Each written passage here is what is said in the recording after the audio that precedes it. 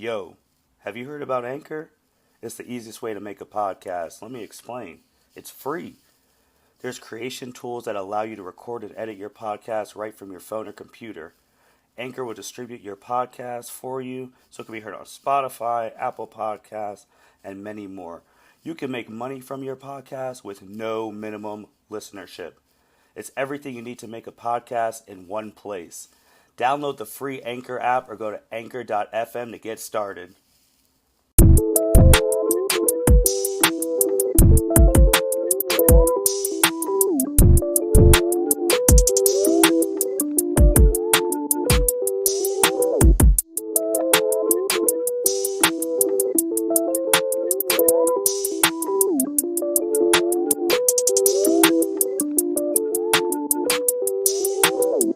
Welcome everyone to the L7C podcast, and today we have a very special guest with us today. We have the wonderful Chelsea Police. How are you doing today, ma'am? I'm good. Happy to be here. Now, Chelsea, you are the first female guest on the L7C. It is a huge honor for us to actually get your free time, because I know you don't have that much free time. For the listeners at home, why don't you give a little introduction rundown on who you are and what you're doing? So I am a PhD student at the University of Louisville. I study sport administration. Currently, my interest area is youth sport. Focusing specifically on youth soccer. So I enjoy looking at the development system in the United States specifically. Currently working on my dissertation. So by the end of this year, I should have my doctorate, which is really exciting. Always have loved sport, and to be able to find a way to make a career out of it has been really special. So at the end of the year, you will be Dr. Police. That's the goal, yes. I think we will achieve that goal. Hopefully, and then when you come back, you'll be like, I'm Dr. Police now. So Chelsea alluded to it. She loves sports. You've been involved in sports most of your life? Yeah, so I played multiple sports as a kid. I played soccer, I played basketball, played softball, ran track, but my true love has always been soccer. Once I got to high school, I ran track for a year, but focused primarily on soccer. My last 3 years of high school, played some travel ball, always played indoor, things like that. I just love soccer so much that it became a huge part of my life. Did you play in college? I did not. I looked to play Division III here in the United States, but just didn't work out in terms of money, things like that. So I went to Ball State, studied actuarial science there, played intramurals when I could, and then tried to shift my focus from my math major to combining that with sport. And that's kind of how I got to where I am today. Studied sport administration as a master's student, and then continued my education to where I am as a PhD student currently. And now with you getting your PhD, do you have time to play like rec league soccer or all that jazz? Yeah, we actually, a group of the graduate assistants at Louisville played in a league last year. We are the reigning co-ed champs of that league. Big deal. Wanted to play this year. Unfortunately, COVID has created some difficulties with that, so not playing currently, but hopefully in the spring we'll have an opportunity to defend our title and show the world that we are stellar soccer players. Show the world. Wow, yeah. I thought we went from intramurals to show the world. Hey, it's a big deal. Oh, I'm not doubting you. So today we are actually going to talk about something that's a very big deal. We're going to be talking about women in sports, and we're going to cover a lot of things about women in sports: pay gap, exposure, disrespect, people being left out of conversations because they're women. So we're going to knock all of those things and talk about all those topics. And the first one obviously is going to be the pay gap. You are a huge fan of the U.S. women national soccer team, and they have won the World Cup the past 2-3 years.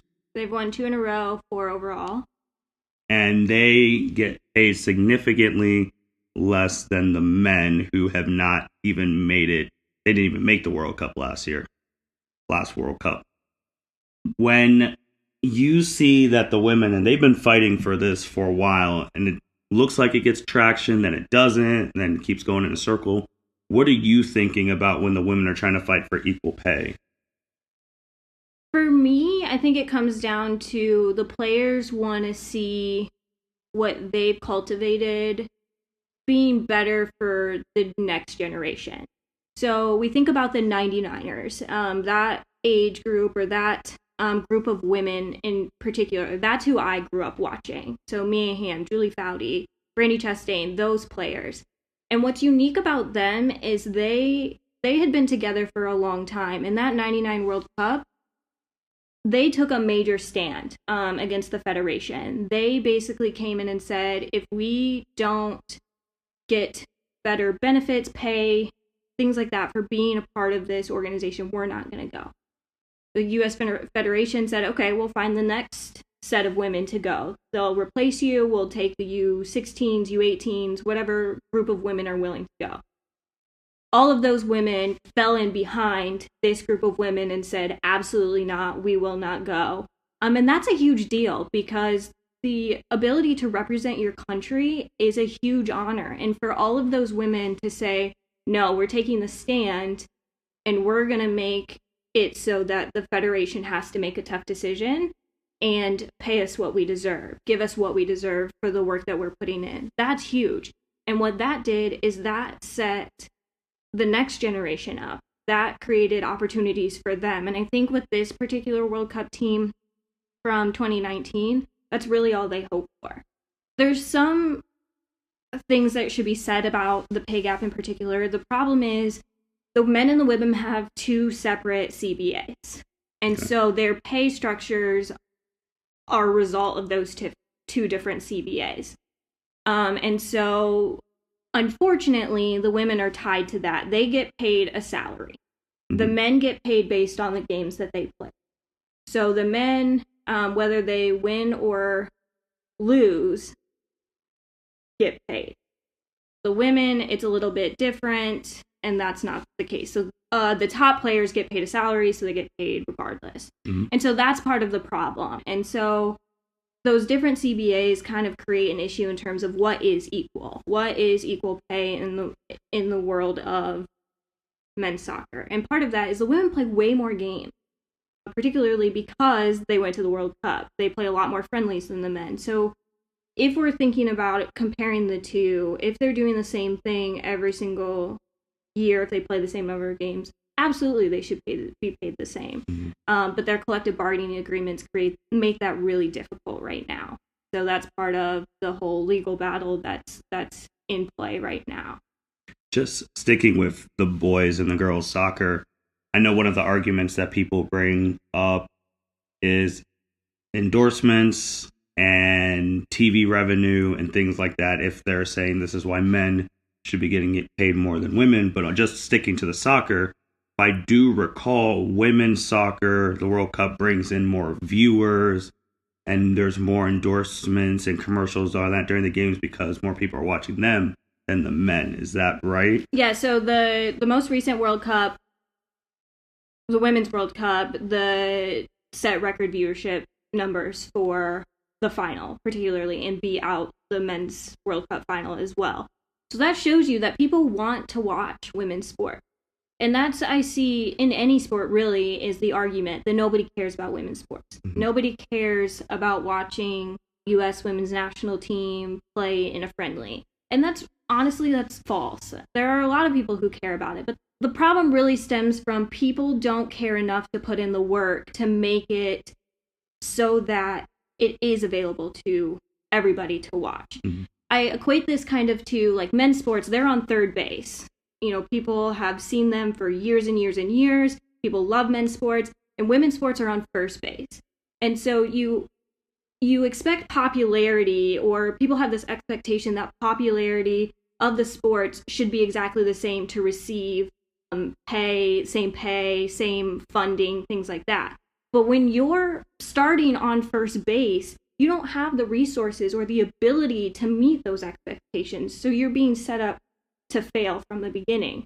And so when people use that argument that people don't care, I get really frustrated because that's not the case. It's just women have not been given the same opportunities that men have. If the WNBA had started at the exact same time that the NBA started, it would probably be significantly different than what it is today in terms of viewership and resources and the salaries that they receive. But because they started so much later and the funding's not there, it makes it so much harder. And then people equate that to they just don't care. I want to go off of the opportunities because I think the biggest thing that affects the women and men pay gap and just their equality in sports is the media coverage. I think that the media really plays a big role in that. Just for example, a show like ESPN First Take, which is probably the biggest hot take debate show in sports right now. They would debate for 20 minutes on about if Kyrie Irving had a slight to LeBron James, but if the women were playing or Simone Biles did something, that wouldn't even make the ticket. So I think that definitely the media needs to really step their game up on that end, because the only time you hear the media come in is when they're like, oh, the women are going on strike because they want to be paid more. They cover it for a couple of days and then it's gone. So what do you think about the media's role in this women in sports and the gap between them and the men? Yeah, so truly, women receive about 4% of media coverage in the United States. And that's incredible to me. I mean, that's ridiculous in my opinion. We saw the NWSL Challenge Cup this summer broke records in terms of viewership. The WNBA this summer has broken records in terms of viewership. So I truly don't understand why networks like ESPN don't want to cover women's sports. And they only cover women's sports when bad things happen. And that's really, really unfortunate because there's a lot of good things that are happening in women's sports. We've seen, the game grow in soccer significantly over the last decade. We've seen it grow even in the United States, which is huge. People, in the past said that nobody would ever watch soccer. And there's been this significant shift in people watching soccer. So the fact that women only receive 4% of media coverage is unbelievable. And if you watch like ESPN, for instance, you oftentimes, they advertise things that are going on, games that are happening a couple of days later in the evening. And you'll see during a women's sport, so say we're watching a women's college basketball game, you'll see a men's sport advertised in the middle of it. But when you watch a men's sport, it's highly unlikely that you're going to see a women's sport advertised in the same way that men's sports are. But what we've seen, especially with COVID and, sports being ripped away from us, so to speak, and then suddenly brought back, the NWSL was the first American sport to be back. Most people think it's the MLB because ESPN didn't cover that. Major networks didn't cover the fact that the NWSL had returned. And so it's just this cyclical thing, and the NWSL again had record numbers. And so if you market and you let people know that these events are happening, these are going to be on TV, people are going to watch them. So if I'm an ESPN exec, I'm watching those numbers. I'm seeing those viewership numbers and saying, okay, there's clearly something there. People are interested, but how do we continue to bring them back and to continue to engage them so that women's sports continue to grow? And so I think from a media perspective, it needs to be covered and it needs to be done so in a way that covers it in a positive light when positive things happen.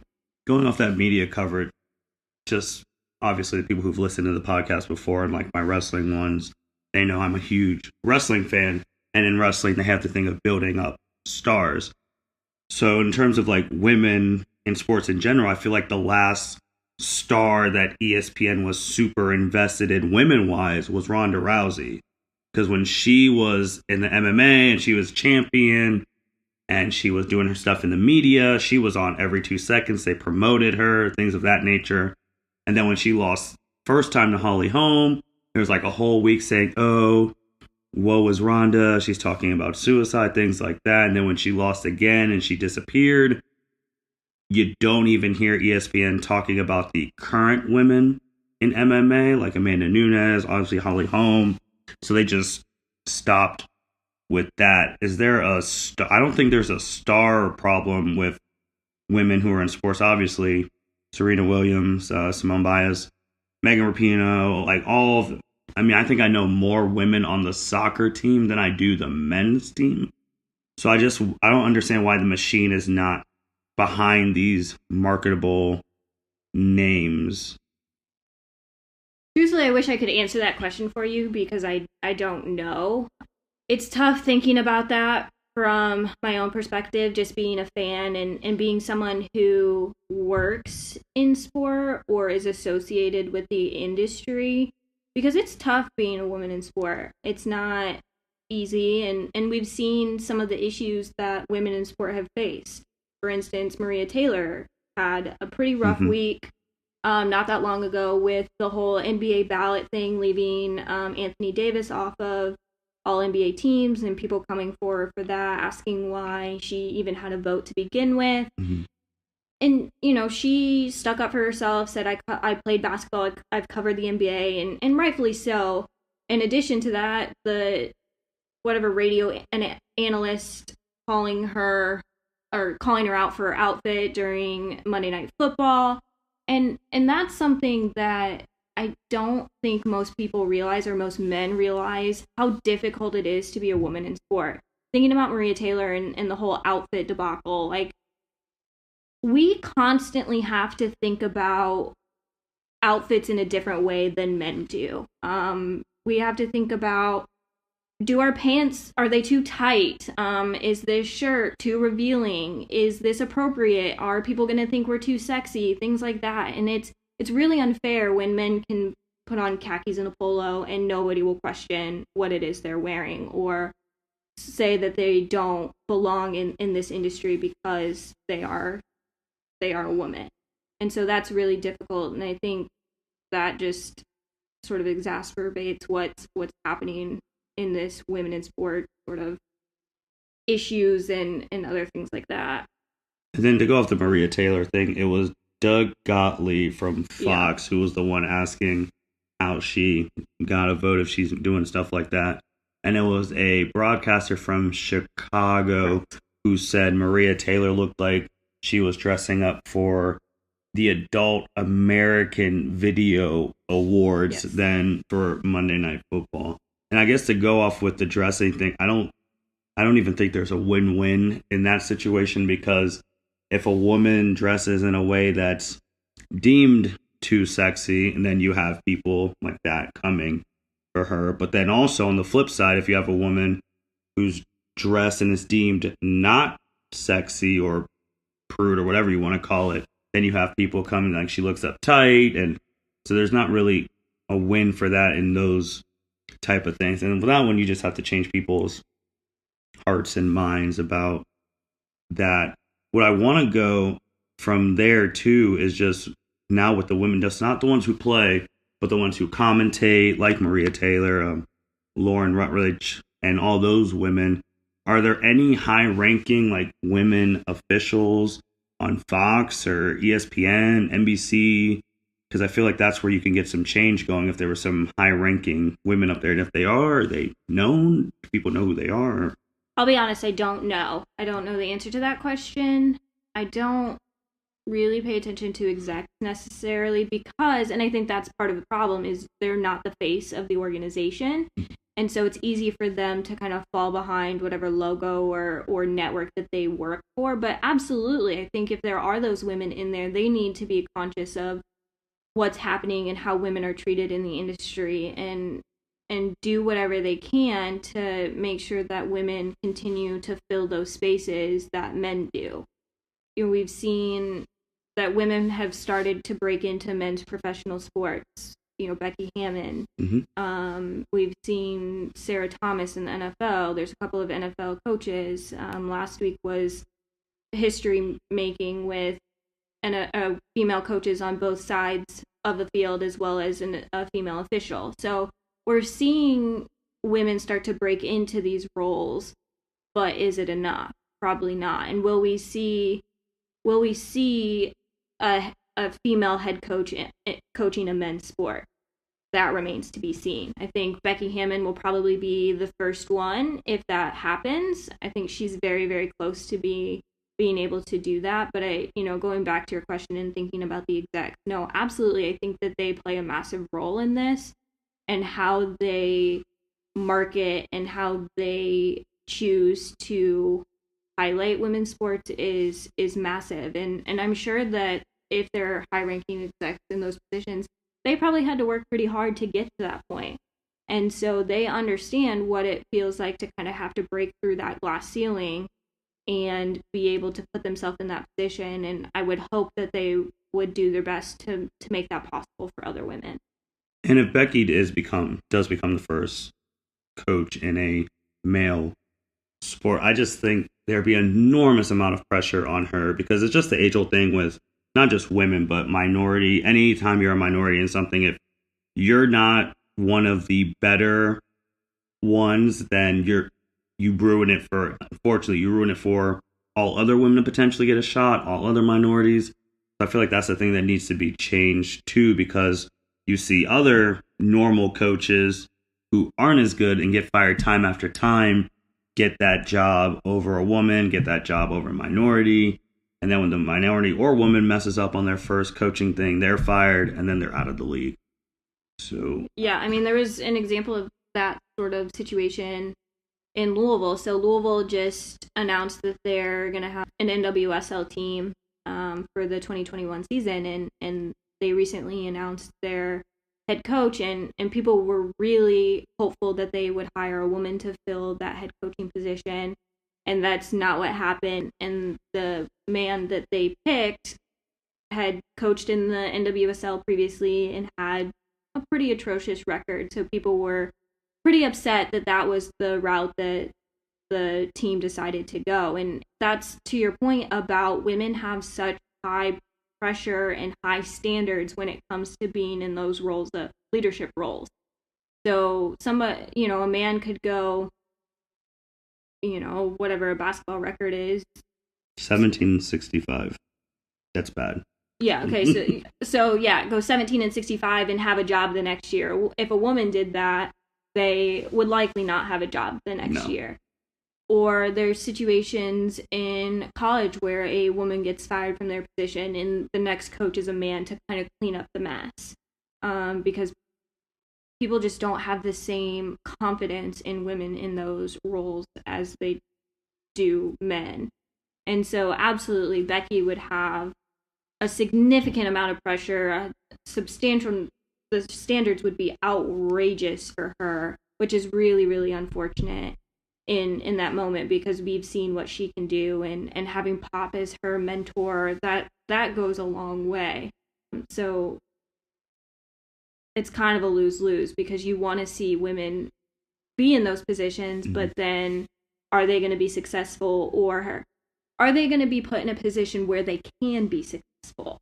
So, if a woman takes a head coaching position that's a professional men's sport, like what team do they have? Do they have the ability to build a team so that they can be successful, or are they getting D-level players who maybe aren't going to play for her or are going to have an issue with it and tank, and then suddenly management's going to be like, oh, this was a total disaster. And you're right, that's going to ruin it for anybody coming after her. So next I want to talk about greatest of all time conversations and how women get left out of that. And not just greatest of all times in their respective sports, just like best athlete of the past 21st century. I've seen on like ESPN and Fox, obviously names they'll throw out like LeBron James, Tom Brady. They'll even throw in people now. They're throwing in Patrick Mahomes after his couple years. But when you think of Mount Rushmores of sports, no matter who, whatever sport you want, people like Serena Williams, and you brought up yesterday when we were talking how we were building this podcast, and Simone Biles get left out. And I just don't understand how those two get left out of those type of things when they're obviously the best at their sport ever and one of the best athletes ever. Yeah, it's really unfortunate. Like, I can't tell you the number of times I've been on Instagram or Twitter where something like GOAT has been posted and it's like LeBron James and somebody else, and you'll look in the comments and it'll be like Serena Williams or Simone Biles or any other woman you could possibly think of that has this great presence in the sport industry, and people just don't care to think about them. And Serena is an incredible case of an athlete. She's been on the tour for probably 22 years now. She just turned 39, won her first Grand Slam at 17. That's unbelievable. The fact that she's still playing at 39, the fact that she's still playing after she had a daughter, the fact that she won a Grand Slam while being pregnant, that's not anything a man can do. So why are we not celebrating that? Simone Biles, on the other hand, she is 22 or 23 years old. She's won countless world championships. She's never been beaten in the all-around, or at least not in the last 10 years. And she's oftentimes left out of that. She has a ridiculous number of medals, more than anybody in gymnastics, and she is continually building new skills at 22 or 23, which is unheard of in the gymnastics world. She's going to try and go to the Olympics again in 2021, should they happen. So for them to just be left out of those conversations, and for women in general to be left out of those conversations, I don't really know why that's the case. I mean, I think it's because people don't care to think about women's sports because they just set them aside and think that they're not important. But think about who's in tennis now. We've got Coco Gauff, and we've got Sloane Stephens, and a predominantly white sport is not so much anymore. And the only reason that is because of Venus and Serena Williams. The only reason that the 4 Grand Slams have equal pay between the men and the women is because of the Williams sisters and Billie Jean King and some of those pioneer women who have been have been absolutely phenomenal in the sport industry, have been incredible for women, have opened doors for women, and we still to this day don't recognize that. On the Serena thing that you just said, that she started when she was 19 and she's 39 right now, and no one's ever been able to do what she's been doing, especially for her longevity and age. If you take out, I guess, maybe Serena Williams, it's the same thing that is on ESPN every 2 seconds about LeBron James. How he's in year 17, 35 years old. No one's been able to do this long for 17 years. And at the age of 35, and you just said that Serena has been doing it for almost 20 years and age 39. And the caveat too also is that she had a child during all of this, and even won, I think, which tournament she won when she was pregnant. She won something when she was pregnant. The Australian Open. And she was pregnant during that. Obviously, a man can't win a thing when they're pregnant, so that's just added thing, and that how that's not emphasized every day, even in the off seasons. That's just crazy. And then to go on the Simone thing, I think that, how many medals does she have right now? I think it's 29, somewhere in there. And that's all of them. So that's like World Championships, Olympics. So probably the only person who probably has the same amount close to or more in the country, or probably the world right now, is Michael Phelps. Probably. And anyone who's in gymnastics is not talked about unless it's the Olympics. Like, I don't even think you can find a normal sports fan on the street and like, hey, have you ever watched like the World Championships of gymnastics? They'll be like, I only thought they're only do gymnastics during the Olympics. So, and the only time I think they were in the news recently was with the Larry Nassar and all that jazz. So how do we get more exposure to something like gymnastics that we've been dominant as a country, and we'll get more people to care about like the regular season before we get to the Olympics? Well, first of all, we need to do something with that governing body. the whole Larry Nassar scandal just is absolutely atrocious. Never should have happened. None of our Olympians should ever have experienced what they did if one adult had done what they were supposed to when somebody told them about what was going on. So number one, the governing body either needs to, I mean, they've cleaned house already once, but there's still issues associated with the governing body. So something needs to happen with that, number one. Number two, I think because of the Larry Nassar scandal, people have maybe focused on gymnastics a little bit more. And again, that goes back to this issue of we only focus on women's sports when bad things are happening. Mm-hmm. I also think that Simone has actually really helped the gymnastics community because she has had such a voice. There have been instances where, tweets from Simone have created change in the gymnastics community. For instance, one of the presidents that they hired lasted for a day or so because she made a comment about Colin Kaepernick and kneeling and whatever else. And Simone was like, it's not like we're looking for sponsors or anything. And so she resigned, was fired because of Simone's tweet. Simone has become very vocal, and I think that has kind of changed. People see her and they know her and why she is such a big athlete, and I think that's created some more visibility for gymnastics. But the crazy thing about gymnastics is there's this whole other side than just elite gymnastics, and that's college gymnastics. Mm-hmm. College gymnastics are so entertaining to watch. It's so different from elite gymnastics. And I think that if universities that have gymnastics marketed those a little bit more, I think that would shed the spotlight on gymnastics so much more. It's actually really incredible to watch them. And you've had former Olympians that have gone and competed collegiately, particularly at UCLA with Madison Kosha and Kyla Ross. And so people still recognize those names. They know those names because they've won gold medals. And so why are we not harnessing the fact that we have those Olympians? And actually UCLA's gymnastics social media is one of the top. Their engagement is through the roof. So they've done something to be able to bring those eyes and ears into the gymnastics community. And I think that's something that other universities should be doing as well to continue to grow the sport and make sure that it is being spotlighted for the right reason. And you brought up Simone and the Colin Kaepernick type thing. And usually the women are first to speak up about social issues, wearing shirts, even back with Trayvon Martin, I Can't Breathe, things like that. And then they don't get any publicity from it.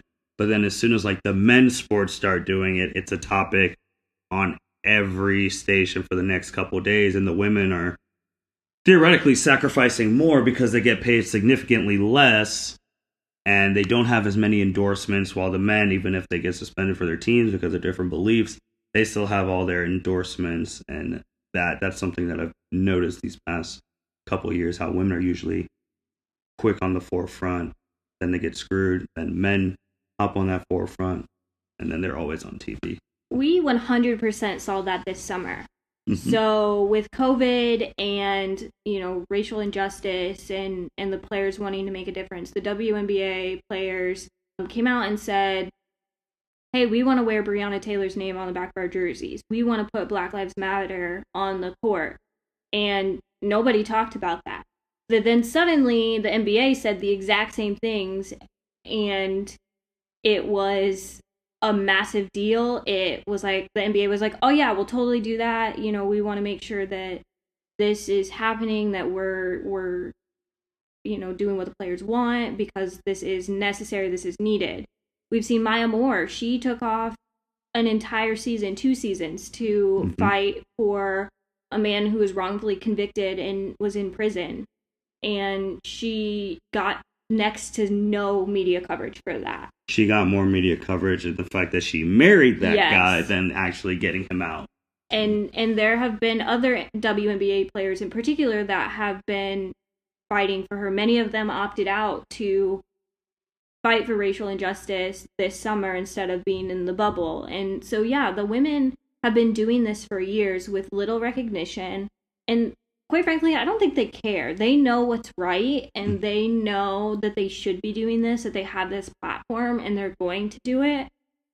But that doesn't make it right that they don't receive the recognition that they should. The NBA, I mean, they've done some great things also, but they've kind of done it on the heels of the WNBA in recognizing, okay, they've made these choices, so I guess we should probably do the same. How much does support from their male co-parts play in them getting the respect they deserve? I know when he was alive, Kobe Bryant was a big component of the WNBA and women's sports because he has all daughters.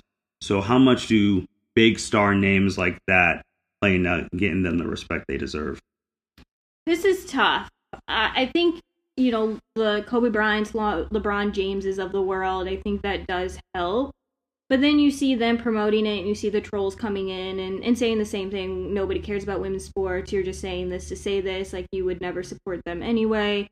So it's kind of a catch-22 because, yeah, like, Kobe, I think, 100% supported women's basketball because of his daughters. Mm-hmm. And I think some of the things that happened in his past as well probably was a catalyst for that as well.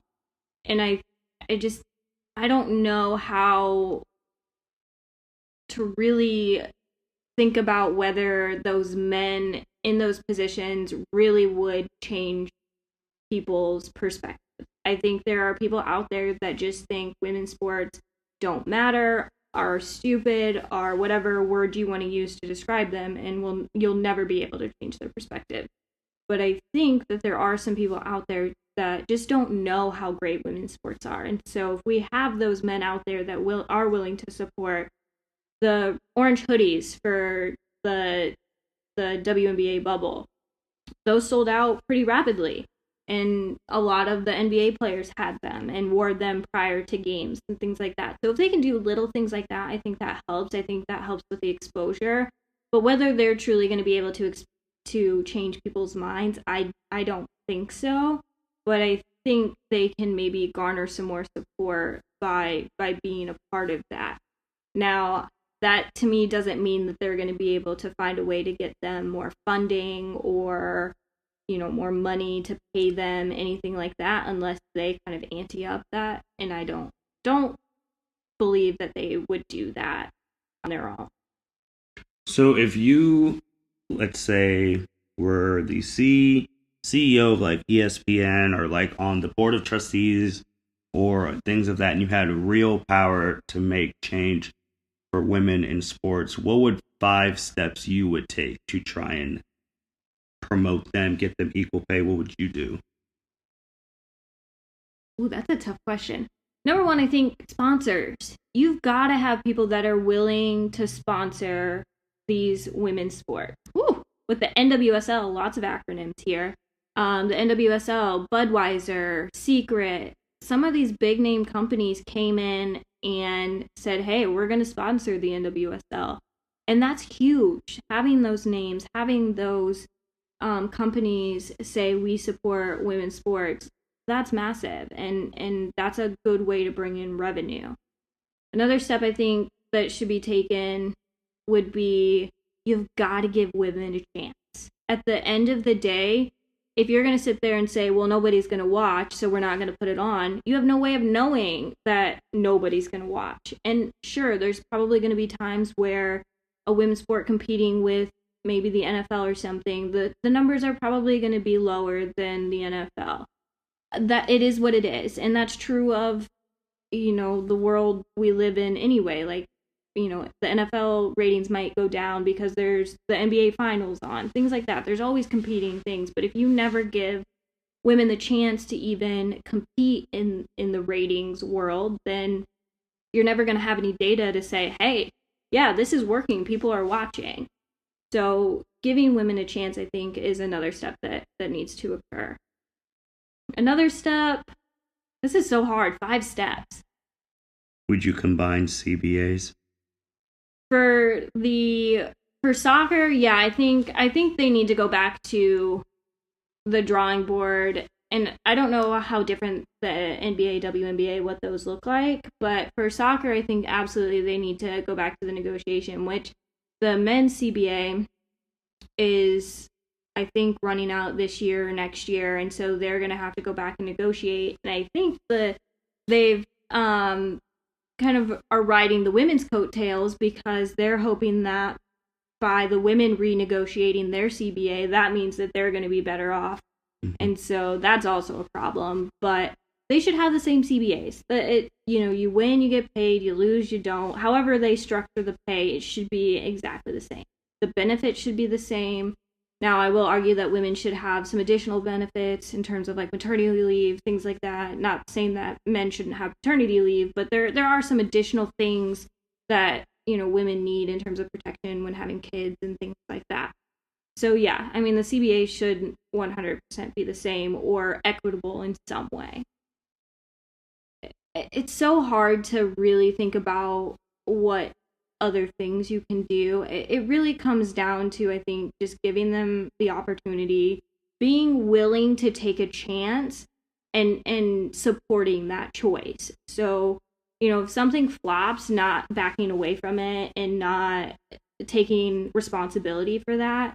And then just marketing to people. You can't expect people to watch something they know nothing about. So showing one advertisement that the women's national team are playing on a Tuesday night, that's not going to cut it. If you want people to watch, you've got to be marketing that consistently. You've got to build some kind of desire to watch it. We see this all the time with ESPN and a Thursday night MAC game. Who wants to watch the MAC? I mean, I'm a Ball State grad. I watch Ball State games occasionally, but nobody wants to watch the MAC, truthfully.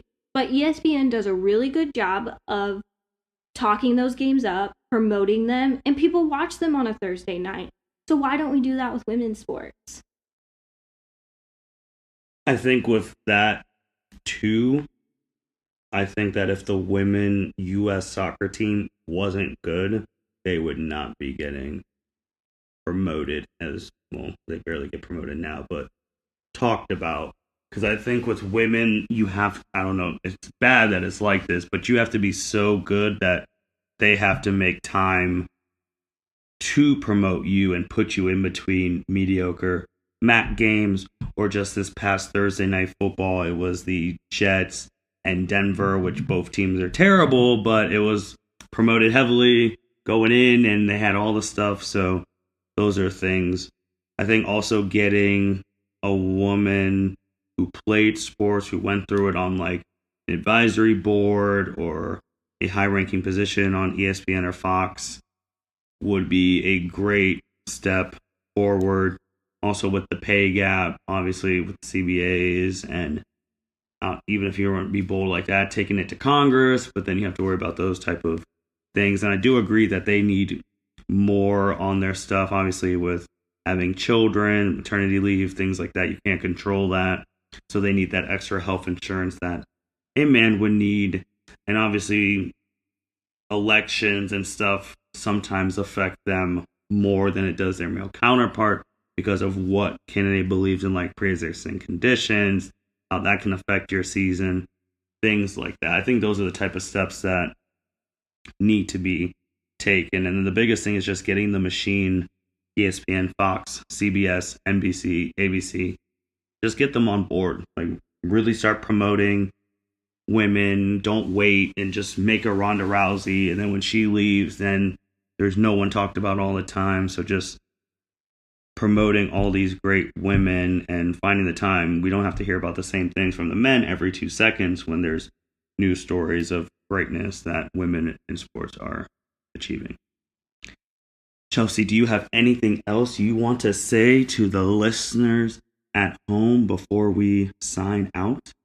I just want to say that, I think women's sports has a presence that just needs to be exploited, and I, as a woman, have experienced sport and what it's done in my life, and I just want people to be able to experience that too. We talk about sport being an escape for people, and why can't women's sport be an escape for people? And people have just been so hesitant to really buy into women's sports, and I just wish that would change, because I wouldn't be in the position I am right now, or wouldn't have the love for sport that I do, if it weren't for some of the role models that I saw, particularly with the 99ers and Mia Hamm and some of those other people. And it's not until I started studying sport that I recognized how much women before me had to endure for me to even have the opportunities that I did in high school and things like that, because women weren't allowed to play sports at one point. It was not anything they did, and when they were allowed to, it were sports like, tennis and non-contact sports like dancing and things like that. And not that those are bad, but I just would not have been given the opportunity to play soccer and find my love for soccer without the trailblazers before me. So just want to thank them and thank them for their sacrifice and what they had to go through for me to be able to have this opportunity, and for me to be able to work in sport and see women in these positions of being analysts and being on professional calls, things like that, and officials and whatever it is. Representation matters, and you need to see yourself in those positions to believe that you can hold them. Well said, well said. Well, thank you everyone for listening to this episode of the L7C podcast. Thank you, Chelsea, for being our esteemed guest today. We hope to have you on for future episodes, if your schedule allows it. Hopefully down the road we can get you back on again. And once again, thank you all for listening. Thank you for the support you've been showing us. It's been amazing. We hope you have a wonderful day, and take care. Thank you for listening to this episode of the L7C podcast. Be sure to like, rate, review, and subscribe to the channel. Follow us on all social media platforms, and we'll be talking to you guys soon. Take care.